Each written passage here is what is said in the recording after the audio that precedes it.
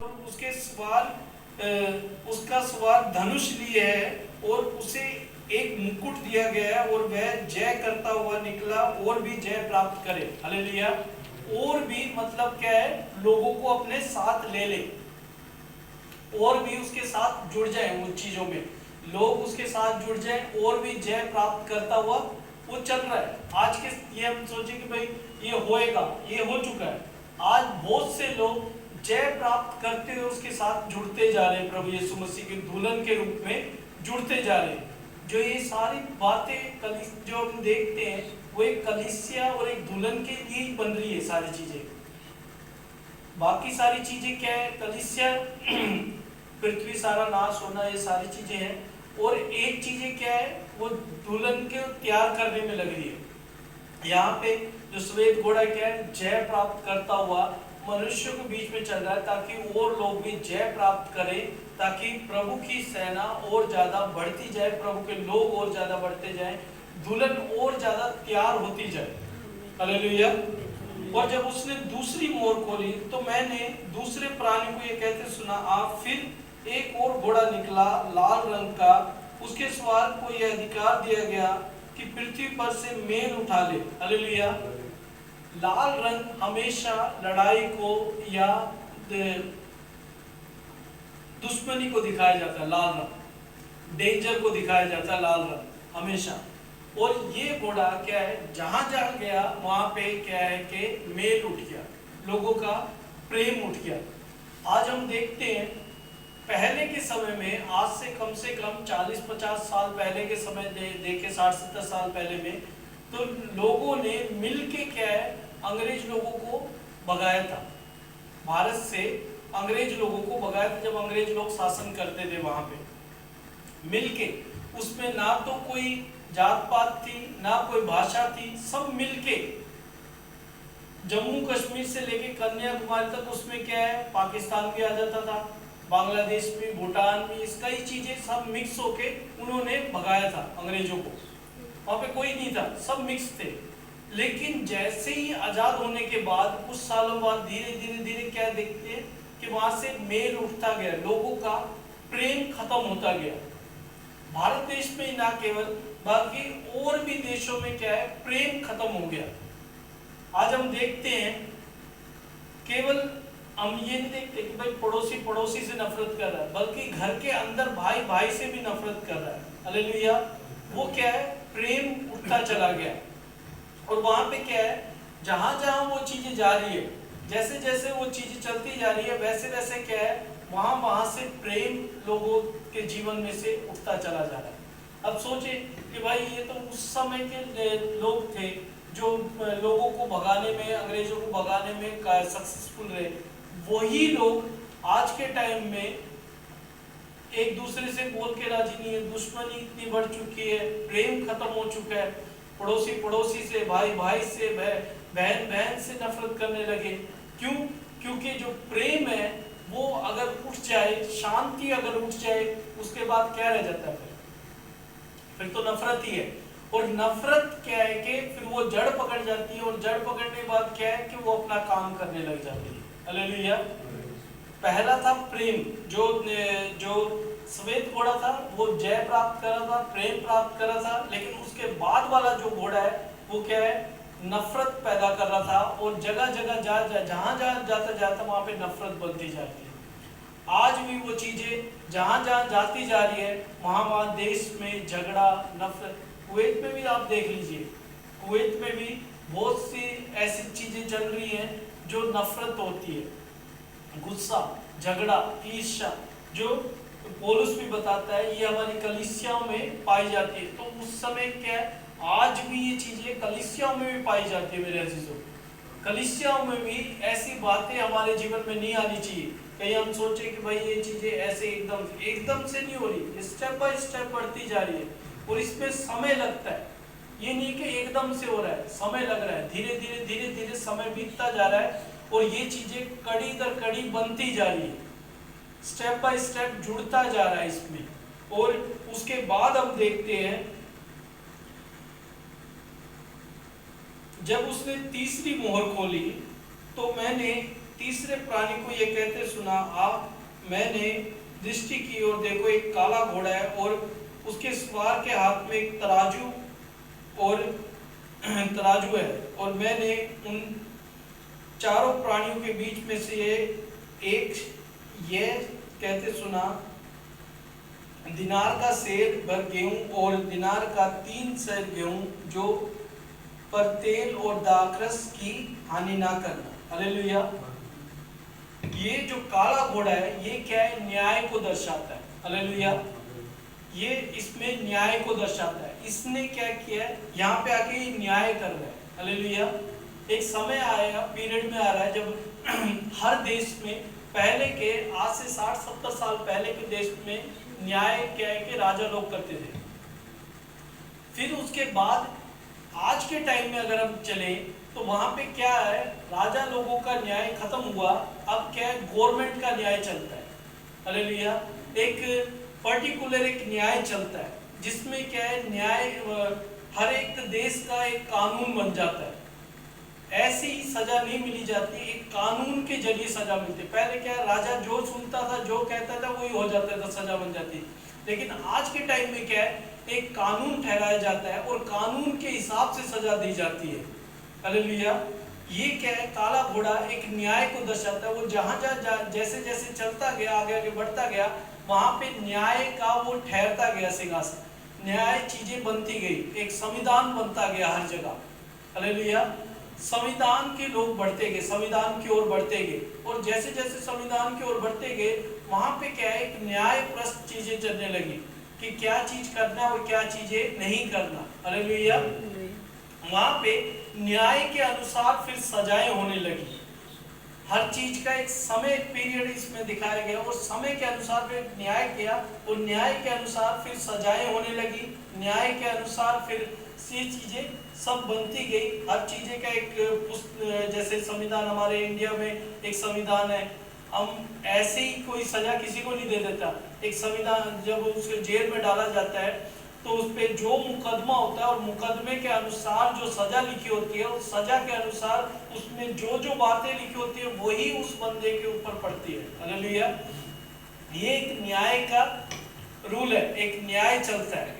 और जहां जहां वो ऐसी बातें चली है, जहां जहां वो जैसा वो चला है पीरियड, वहां वहां एक संस्थाएं बनी है, एक देश बना है और एक न्याय का वहां पे पर्टिकुलर ठहर चुका है। हालेलुया।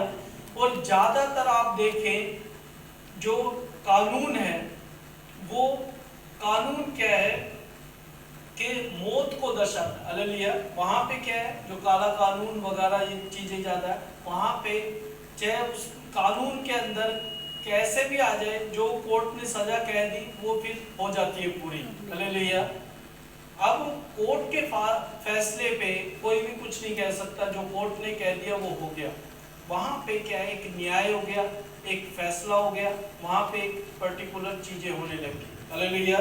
जहां पे वो ब्लैक घोड़ा, वो काला घोड़ा चलता चला गया।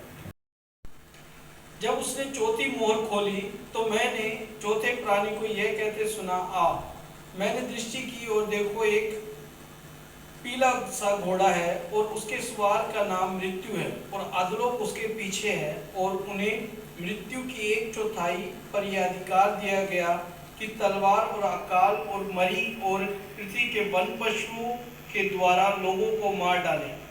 जब उसने हालेलुया। ये पीला घोड़े वाले जो है ये पृथ्वी की 1/4, हालेलुया, और वन पशुओं के द्वारा मार डाला जाए। पहले के समय में हम देखते थे, पुराने समय में क्या होता था, ज्यादातर क्या है, लोग जानवरों के कारण कई बार मारे जाते, कई बार क्या है कि जंगल में मारे जाते थे, और ज्यादातर क्या है कि ये जो वन पशुओं के कारण खत्म होने की चीजें लिखी हुई है और अकाल वगैरह ये लिखा है। तो इस समय में क्या होता था, जो संसार में हम पीरियड देखते हैं, पीछे का समय, आज से कई साल पहले का समय जो देखते हैं, उसमें क्या होता था, जो फसलें बोई जाती थी, ये सारी चीजें होती थी, उस समय जानवर जो होते थे, बड़े बड़े जानवर होते थे, वो फसलें नष्ट करते थे। जैसे मूसा की पुस्तक में लिखा है, मूसा एक टीटी को परमेश्वर ने भेजा था जो पूरे के पूरे देश को, पूरे के पूरे फसलों को खराब कर दिया था। और आज से कई साल पहले देखें तो एक महामारी चलती थी जिसमें क्या है कि टिड्डियाँ, ये कई चीजें हमारे देश में भी हमने सुना होगा, जो आई थी जो फसल को नुकसान करती थी। सुना होगा आपने पहले भी, जब हम छोटे थे तब मैंने भी सुना था कि कई ऐसी चीजें आई थी जो फसलों को नुकसान करती थी, ऐसी बीमारियां थी और कई ऐसे कीड़े थे जो फसल नुकसान करते थे। और वो पीरियड भी जा चुका। जो चौथी मोर वाला जो पीला घोड़ा है, वो वाला पीरियड भी इसमें निकल चुका, जो फसलों को नुकसान करता है। और ज़्यादातर जानवरों के कारण महामारी जो बीच में आई थी, जब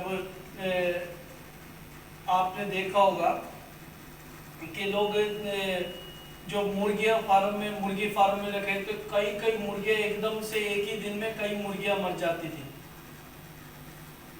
बीच में मैंने सुना था एक बारी कि एक ही दिन में एक मनुष्य की कई भैंसें मर गई थी। आपने भी शायद सुना हो, नहीं सुना मुझे मालूम नहीं। कई भैंसें एक ही दिन में मर जाती थी। और कई जिसने गाय का वो रख रखा, उसकी गायें मर जाती थी एक ही दिन में।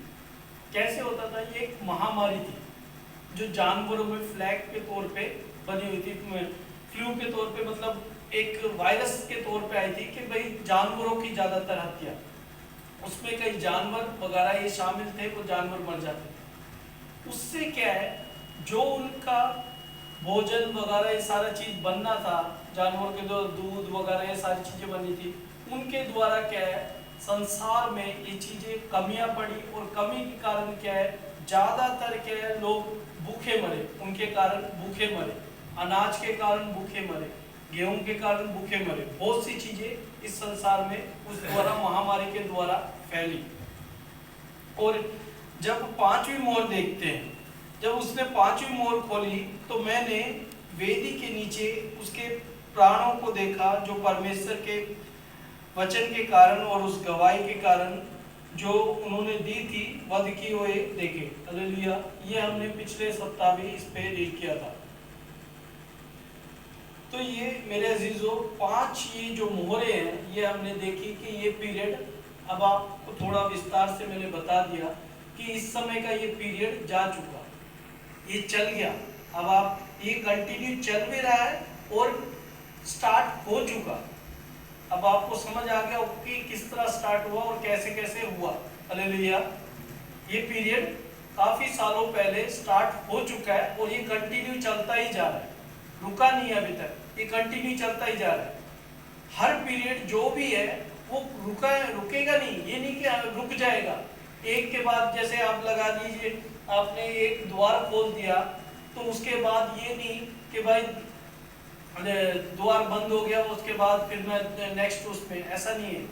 वो द्वार खुला हुआ है, ये विपत्तियां जो स्टार्ट हो चुकी ये भी कंटिन्यू चलती रहेगी और इसके बाद जो विपत्तियां आएगी वो भी कंटिन्यू चलती रहेगी, उसके बाद जो विपत्तियां आएगी वो भी कंटिन्यू चलती रहेगी। ये सारी की सारी चीजें एक साथ चलती ही रहेगी।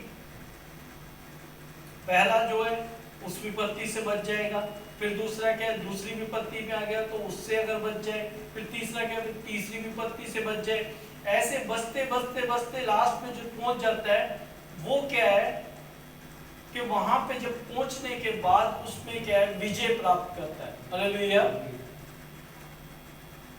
पहला घोड़ा जब हम देखते हैं विजय प्राप्त करने वाला, आज से कई साल पहले जब ज्यादातर आपने अगर देखा हो, सुसमाचार क्या है तेजी से फैलता था और उस समय क्या है विद्रोह भी होता था, लेकिन क्या है जय भी प्राप्त किए जाते थे।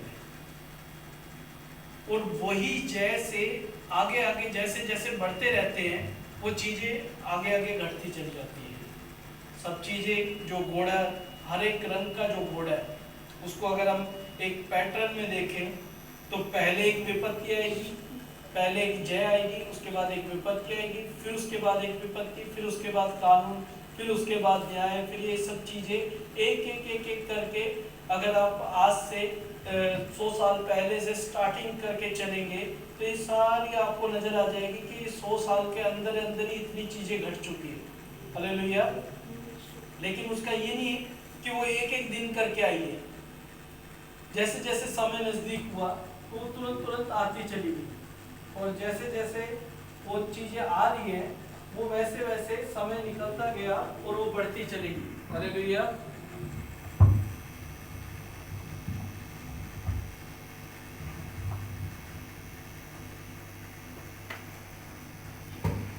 हालेलुया।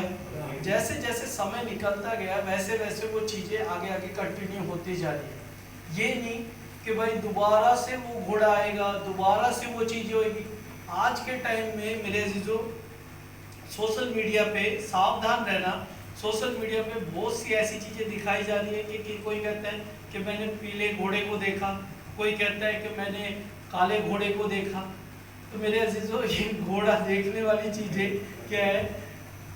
पहले के लोग सोचते थे कि भाई कि प्रभु का वचन पवित्र है, सामर्थ्य है, उसे बहुत मुश्किल ही पाया जाता था। और आज के लोग सोच रहे कि भाई घोड़ा आएगा तो वीडियो में फोटो आएगी और फोटो के बाद हम तो उस पर सोशल मीडिया पर डालेंगे तो हमें रिव्यूज मिलेंगे। ये सब चीजें अंधभक्तों के लिए, हमारे लिए नहीं है, क्योंकि ये सारी चीजें जितनी भी है ये आत्मिक आंखें ही देख सकती है, संसारिक आंखें नहीं देख सकती। जब हम शरीर में रह के इन चीजों को हम कल्पना या चीजें नहीं देख पाएंगे, ये आत्मिक चीजें और आत्मिक रीति से ही दिखाई जाएगी, दर्शाई जाएगी। अब अगर आप पढ़ें मेरे जो दानियल की पुस्तक में पढ़ें 7 अध्याय उसका 2 भाग से पढ़ें। दानियल उसका 7 अध्याय उसका 2 भाग से।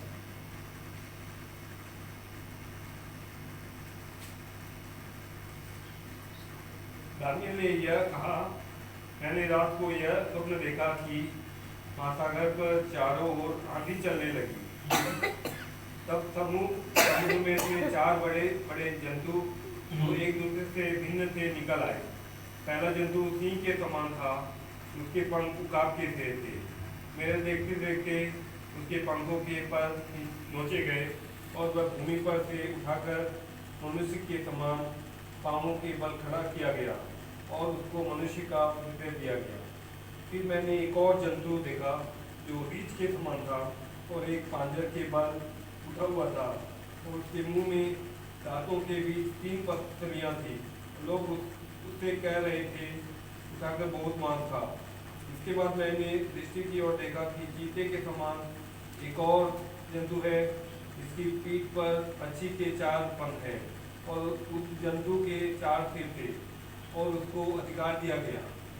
फिर उसके बाद मैंने स्वप्न में दृष्टि की और देखा कि एक चौथा जंतु है जो भयंकर और डरावना और बहुत सामर्थी है और उसके बड़े बड़े लोहे के दांत हैं। वह सब कुछ खा डालता है और चूर चूर करता है, जो बच जाता है उसके पैरों से रोनता है। वह सब पहले जंतुओं से भिन्न है और उसके 10 सींग हैं। मैं उन सींगों को ध्यान से देख रहा था, क्या देखा कि उनके बीच एक और छोटा सा सिंह निकला और उसके बल से उन पहले सिंगों में से 3 उखाड़े गए। फिर मैंने देखा कि इस सिंह में मनुष्य की सी आंखें और बड़ा बोलने वाला मुंह भी है। हालेलुया। यहाँ पे देखें तो दानियल रात स्वप्न में ये सब चीजें देख रहा था, और जब इसमें हम आगे पढ़ते हैं तो ये चीजें क्या है कि एक दिखाई गई थी, लेकिन ये सब एक राज्य थे। हालेलुया। बाइबल में मैंने पहले ही बताया था, बाइबल ज्यादातर क्या है दृष्टांतों में समझाती है। जब दानियल ने स्वप्न देखा था तो उसको क्या है ये सब चीजें एक जानवर के तौर पे दिखाई दे रही है। कोई सींग वाला जानवर, कोई पंख वाला जानवर, कोई अलग किस्म का जानवर, कोई रीछ जैसा जानवर, जानवर जैसे दिखाई दे रही है। जब आगे को पढ़ते हैं तो एक ये राज्य के तौर पे दिखाई देती है। हालेलुया। क्योंकि ये सब क्या है एक दृष्टांतों के तौर पे बताया गया। तो उसी प्रकार जब हम प्रकाशित वाक्य में पढ़ते हैं तो आप अगर हम पढ़ रहे हैं कि घोड़े की तरह, तो मेरे अजीजों कोई आपको कहे कि वो घोड़ा ही निकला था, तो वो घोड़ा नहीं है।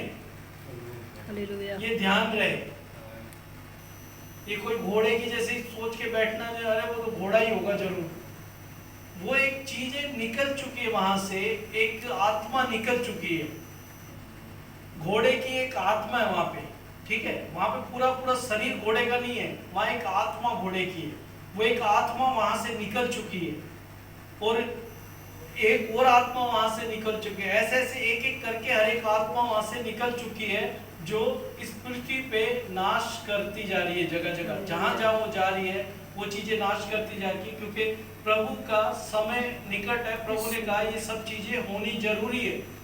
जो वचन में लिखा है वो चीजें होनी जरूरी है, क्योंकि वचन ये कहता है कि प्रभु ने जो कह दिया वो पूरा हुए बिना वापस लौट के नहीं आता प्रभु तक। हालेलुया।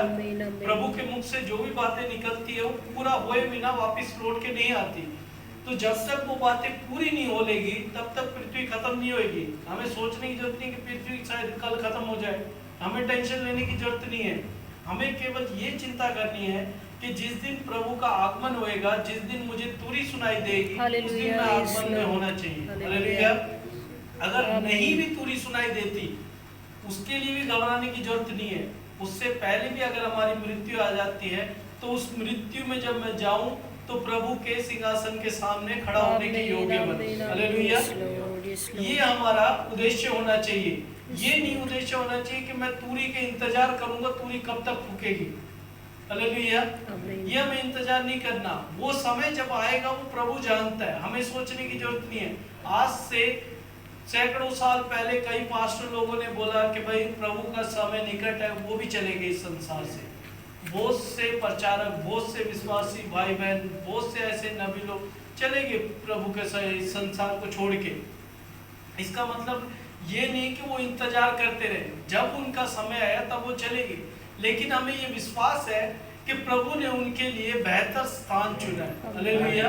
बेहतर जगह चुनी है। जो प्रभु के योग्य दास दासी थे उनके लिए प्रभु ने अच्छा एक स्थान चुना है। उसी प्रकार मेरे अजीजों, प्रकाशित वाक्य जब हम पढ़ते हैं, हमें इतना टेंशन लेने की जरूरत नहीं है कि शायद क्या पता वो समय आ गया मैं उठाया जाऊं, परीक्षा में पढ़ूं, क्या पता मेरे शरीर पे मोहर लगाई जाए। वो मोहर भी मेरे अजीजों, वो मोहर वो नहीं है जो हम संसार में दिखाया जा रहा है कि लोग टीवी में आजकल सोशल मीडिया में देख रहे हैं कि आपको एक चावल के दाने जैसा एक टिक लगाया जाएगा, उससे आप जगह जगह शॉपिंग कर सकते हैं, वो कर सकते हैं। वो भी एक सांसारिक बातें हैं। लेकिन बाइबल में पूरी बाइबल पढ़ लें और पूरा प्रकाशित वाक्य क्या है, 65 पुस्तकें संसार के मिला मिला के बताई गई है। और जो 66 पुस्तकें, जो लास्ट की 66 पुस्तक है, उसको पूरी रीति से आत्मिक रीति से बताया गया। उसकी पहचान उसके पढ़ने वाले, उसके समझने वाले पूरी तरह से उसको आत्मिक रीति से ही समझना पड़ेगा। संसारिक दिमाग लगा के, संसारिक बुद्धि लगा के हम उसको नहीं समझ सकते पूरी बाइबल को, क्योंकि पूरा वो जो लास्ट का निचोड़ है, वो इस पृथ्वी का स्टार्टिंग से लेके उसका निचोड़ है। वहां पे निचोड़ को कैसे किया जाता है वो प्रभु वहां पे पूरा तौर पे प्रकाशित कर रखा है प्रभु ने। हालेलुया। प्रकाशित वाक्य में हर एक बात जो भी है वो पूरी की पूरी तरह से आत्मिक रीति से, वहां पे जितनी भी चीजें वो आत्मिक रीति से। हालेलुया। पृथ्वी है, पीछे हम पढ़ते हैं कि यशायाह में पढ़ते हैं तो उसमें लिखा है पृथ्वी प्रभु के पांव की चौकी है। हालेलुया। पृथ्वी की प्रभु के पांव की चौकी है। अब पांव की चौकी के आप सोच लीजिए, यानी वो सब चीजें क्या है, आत्मिक रीति से बताई गई है। अगर हम सोचें कि पांव की चौकी प्रभु के पैर के नीचे है और उसी पे प्रभु फिर दंड दे रहा है, उसी पे सब कुछ कर रहा है, तो ऐसा नहीं है मेरे अजीजों। सब चीजें क्या है, प्रभु के कंट्रोल में ही है। जो सिंहासन के ऊपर बैठा है वो भी आत्मा ही है। आप उसे ढूंढ नहीं पाएंगे कि भाई वो कैसा है, वो कैसा दिखता है। वचन में लिखा है, उसको देख नहीं पा रहा कोई भी सिंहासन पे जो बैठा है। और वही चीजें आज क्या है, अगर हम देखना चाहते हैं तो मेरे अजीजों देख भी सकते हैं। प्रभु मना नहीं करता कि मेरे बच्चे, मेरे बेटे बेटियां देख नहीं सकते, मुझे देख सकते हैं। वचन में लिखा है लेकिन वो देख सकते हैं जो उसके इच्छा के अनुसार चलते हैं। हालेलुया। हालेलुया। अगर आप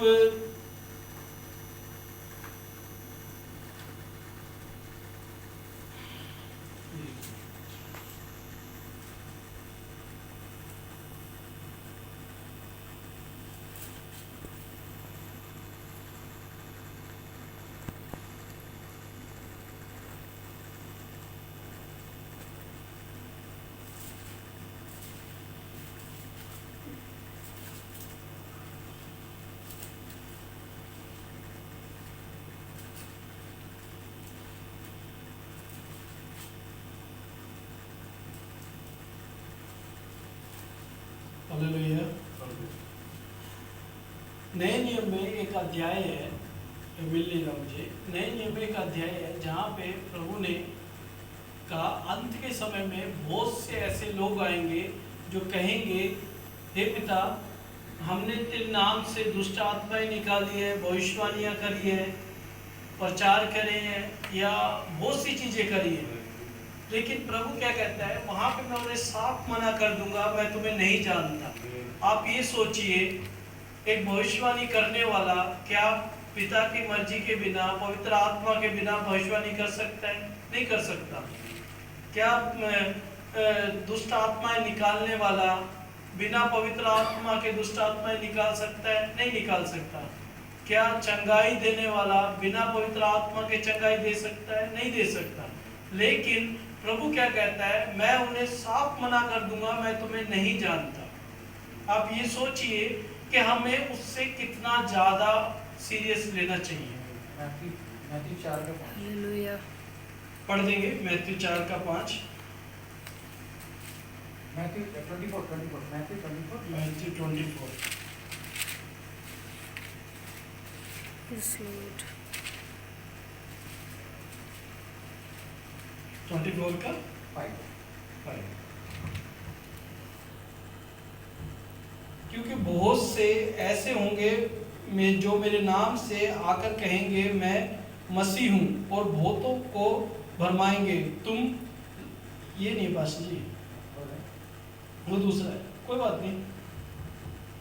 कहने का मतलब क्या है कि हमें उनसे कितना ज्यादा और ज्यादा पवित्र बनना पड़ेगा, और ज्यादा सामर्थ्य बनना पड़ेगा कि प्रभु उनसे ही जब ये कह देगा कि मैं तुम्हें नहीं जानता, तो सोचिए जो प्रभु से सारा दिन अटैच है।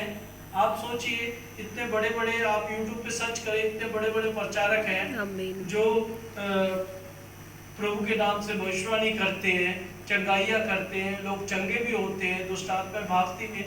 उनको भी प्रभु कह सकता है कि मैं तुम्हें नहीं जानता, तो उससे कितना ज़्यादा हमें और सीरियस बढ़ना पड़ेगा, क्योंकि प्रभु उनको भी कह देता है कि मैं नहीं जानता।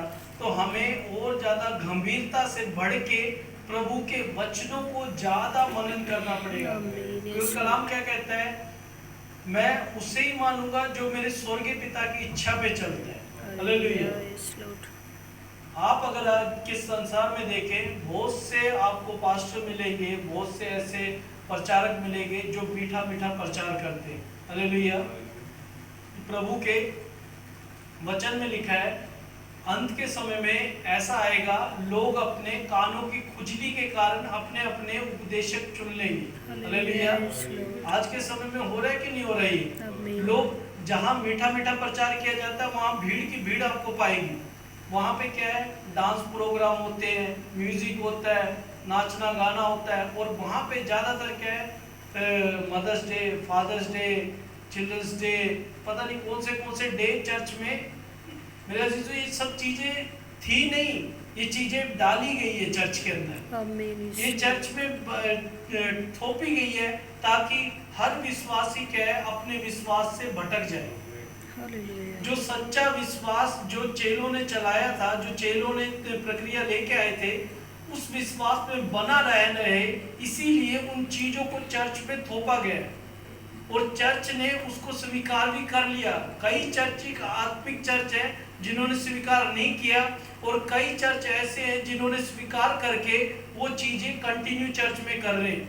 आप ये सोचिए, मदर्स डे का चर्च में क्या काम, फादर्स डे का चर्च में क्या काम। फादर तो फादर ही रहेगा, चाहे आप उसे गुलाब दें या ना दें, फादर तब भी वो रक्षा करेगा। और मदर, आप उसे गुलाब दें या ना दें, विश करें ना करें, आपका 364 दिन, 65 होते हैं ना, 364 दिन वो आपके लिए खाना बनाएगी या सब काम तो करेगी, चाहे एक दिन विश करे ना करे। तो एक दिन विश करने से क्या आपको वो अलग से खाना बना के दे देगी? नहीं।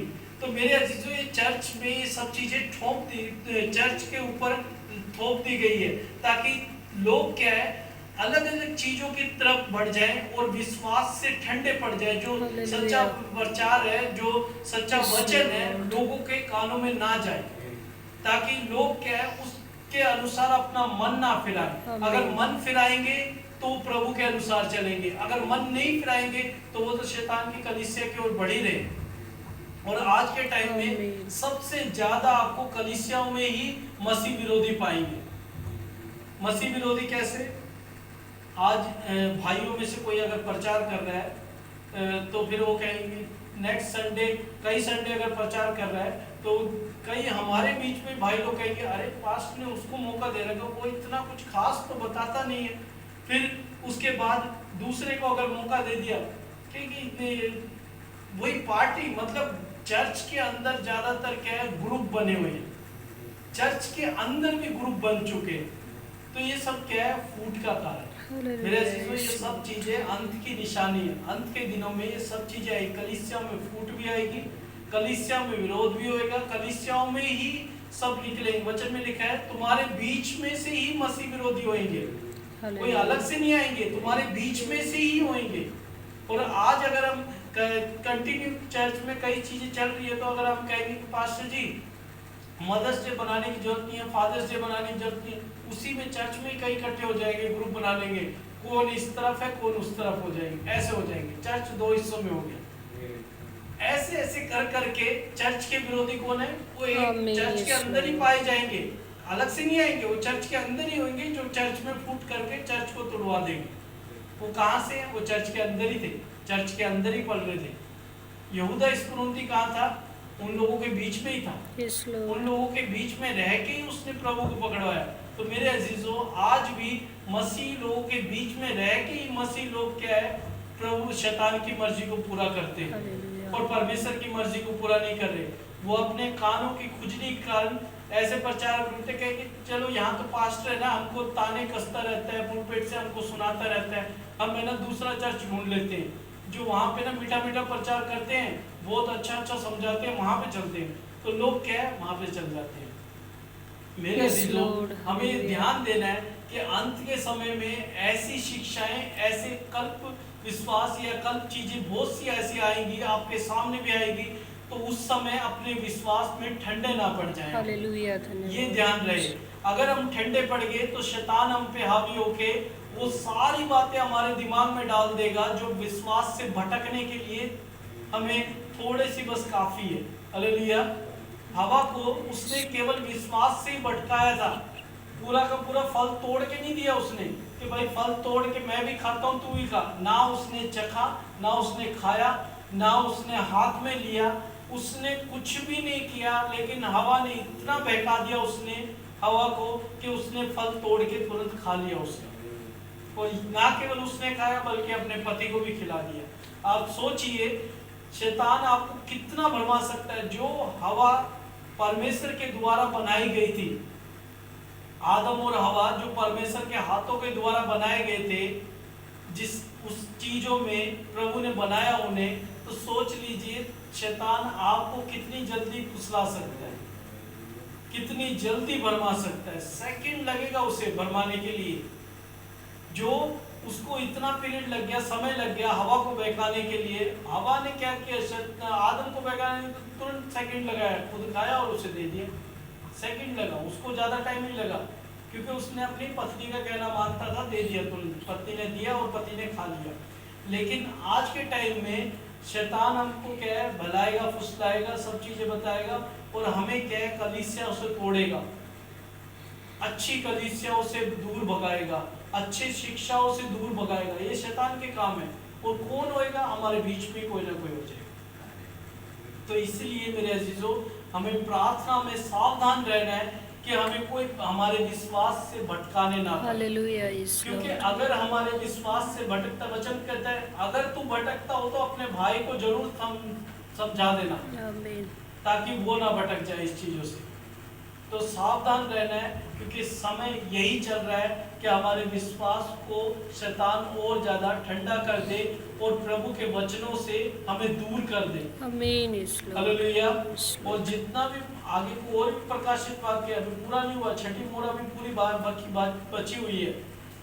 7 से लेके 8 तक छठी मोड़ ही चल रही है। 8 में जाके फिर 7वीं मोड़ शुरू होती है। अभी वो पीरियड भी बाकी है, अभी तो परिस्थिति और भी है। हालेलुया।